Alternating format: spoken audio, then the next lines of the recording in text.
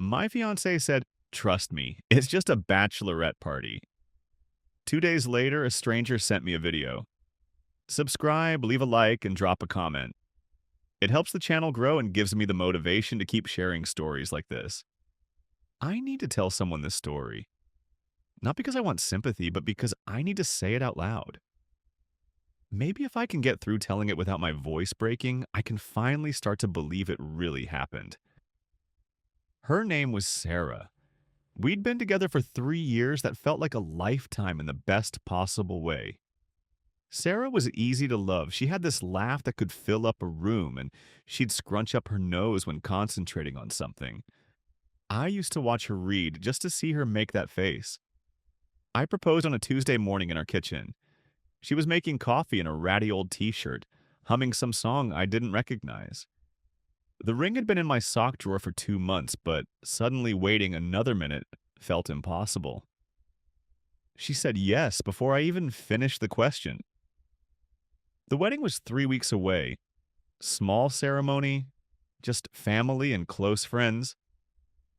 Everything was planned, everything was perfect. The bachelorette party was supposed to be simple. Sarah wasn't the Vegas type. Her sister Emma had planned a weekend at a cabin by the lake with close friends. Wine, board games, maybe some hiking. Very on brand for us, Sarah had joked. The night before she left, we were lying in bed and something felt different. She was staring at the ceiling instead of curled up against my shoulder. "You trust me, right?" she said. It wasn't really a question, more like a statement she needed me to confirm.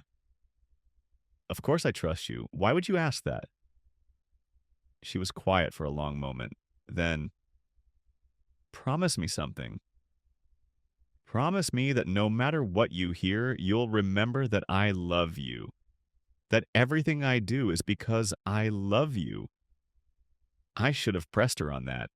Should have asked what she meant. But I was tired and she was warm against me. "I promise," I said. She kissed my forehead and whispered, "Trust me, it's just a bachelorette party." I woke up Saturday to an empty bed and a note. "See you Sunday night. Love you more than everything." Saturday passed normally. Sunday evening came and went without word from Sarah. Cell service at the cabin was spotty, so I wasn't worried. I went to bed expecting to find her next to me Monday morning. Instead, I woke up to silence and an empty bed. I checked my phone. Nothing from Sarah, but there was a text from a number I didn't recognize. "I think you should see this." Below that was a video file.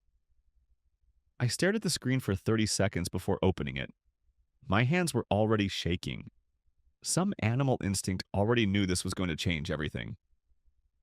The video was dark at first, shaky phone footage from inside a car. Then the camera turned toward a motel parking lot, zooming in on a lit window. "There," a woman's voice said, slightly slurred. "Room 237. Been going on for about an hour." Through the grainy video, through cheap motel curtains, I could see two figures silhouetted against the light inside. One was definitely Sarah. I'd know the shape of her anywhere. The other was a man I'd never seen before. I watched for 10 seconds before dropping the phone like it had burned me.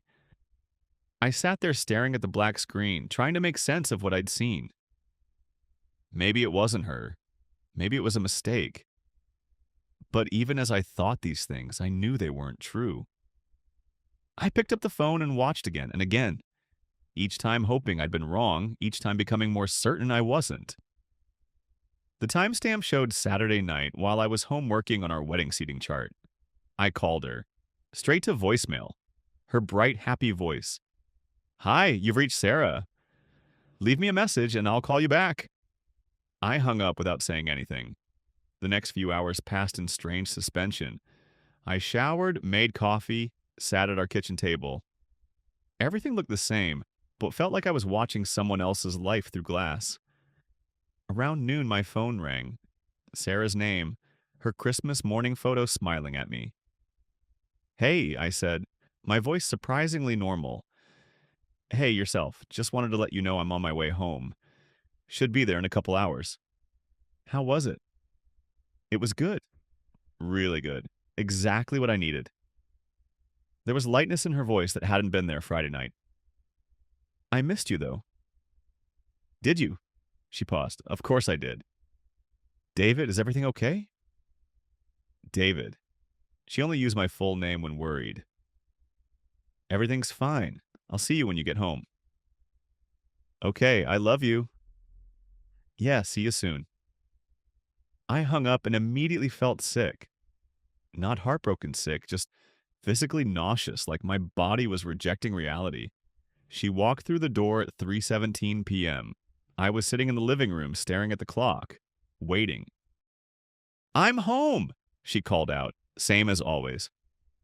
I heard her bag drop, her keys hit the dish on the hall table. She came in smiling, hair in a ponytail, wearing the same clothes she'd left in. She looked exactly like herself, exactly like the woman I'd been planning to marry. You look serious, she said, settling next to me. Everything okay? I pulled out my phone, opened the video, handed it to her without saying anything. She looked at the screen and her face changed, all at once, like someone flipped a switch. The smile disappeared, color drained from her cheeks, hands started shaking. She watched the whole thing. I could see her eyes tracking the screen, the exact moment she recognized herself. When it was over, she set the phone down very carefully. We sat in silence for what felt like hours. David, she said finally, don't say my name like that. I can explain. Can you? It's not what it looks like, she said, and I could see in her eyes she knew how ridiculous it sounded. What does it look like, Sarah? She was crying now, tears running down her face while she stared at her hands. I made a mistake. A terrible mistake. But it doesn't mean anything, David. It doesn't change how I feel about you. Stop. I stood up, paced to the window. Outside, neighbors were washing their car, kids running through sprinklers, normal Sunday things, life continuing like nothing had changed. Who is he? Silence. Sarah, who is he? Someone I knew in college. He was at Emma's party Friday night and we started talking and you decided to fuck him in a motel room. She flinched. I'd never spoken to her like that before. It just happened. I don't know why. I don't know what I was thinking. I turned to look at her, still crying, looking smaller than I'd ever seen her. You asked me to trust you. Friday night, you looked me in the eye and asked me to trust you. I know. You said everything you do is because you love me. I do love you. No, I said, my voice steady again. You don't. You might think you do, but you don't. Because if you love me, you wouldn't have done this. And if you'd done it anyway, you would have told me the truth.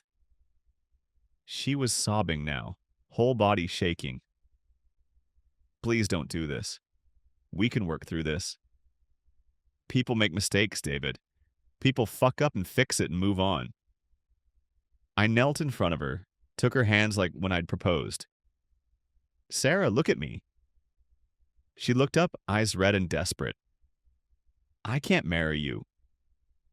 The sound she made wasn't quite a scream, wasn't quite a sob. She doubled over like I'd hit her.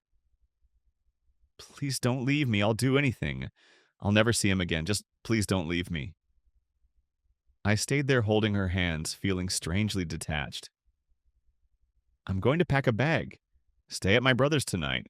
We can figure out the logistics later. The wedding, the apartment, all of it. But I can't be here right now. I started to stand, but she grabbed my wrist. This isn't you. You're not someone who gives up when things get hard. I looked down at her and felt something unexpected pity. You're right. I'm not someone who gives up when things get hard, but I'm also not someone who stays with someone who betrays me and lies about it. We both learned something new about ourselves this weekend. I packed quickly. Sarah followed me around, still crying, still begging, but I'd stopped listening. Not out of cruelty, but because there was nothing left to hear. At the door, she tried once more. David, please, I love you. This was just, I know you think you love me, but love isn't just a feeling, Sarah. It's a choice. It's choosing to be honest when it's hard. It's choosing to be faithful when you don't want to be. It's choosing the person you committed to every single day. I opened the door. You made your choice. Now I'm making mine. That was 6 months ago. The wedding was canceled. We divided our stuff through lawyers, like getting divorced before we'd ever married. I don't hate her. That surprises me most. I thought I'd be angry for years. Instead, I just feel sad. Sad for what we'd lost. Sad for the person I thought she was. I'm dating someone new now. Lisa is nothing like Sarah. Quiet where Sarah was outgoing. Thoughtful where Sarah was impulsive. It's different, but good. Honest in a way that feels safe. I don't know if I'll ever tell Lisa this story. But if she asks about my past relationships, if she wonders why I need extra reassurance sometimes, I think I will. Because the truth is always better than the alternative, even when it hurts. Sarah broke my heart, but she taught me something. I'm stronger than I thought. Strong enough to walk away from someone I loved when staying would have meant betraying myself. Strong enough to start over when it felt impossible. Strong enough to trust again. I'm grateful for that. Grateful someone sent me that video. Grateful I found out before the wedding. Grateful I learned what I'm made of, what I'll accept, and what I won't. Sometimes the worst thing that happens to you saves you from something even worse. I don't know what Sarah tells people about why we broke up. I don't ask. Don't check her social media. Don't keep tabs. That chapter is closed. But if she's listening somehow, I want her to know. I forgive her. Not because of what she did was okay, but because forgiveness isn't about the other person. It's about refusing to let someone else's choices define your life. She made her choice in that motel room. I made mine when I walked out our door. And I'm still making it every day by choosing to move forward instead of looking back. That's the whole story, as honestly as I can tell it. Now, if you'll excuse me, I have a life to live.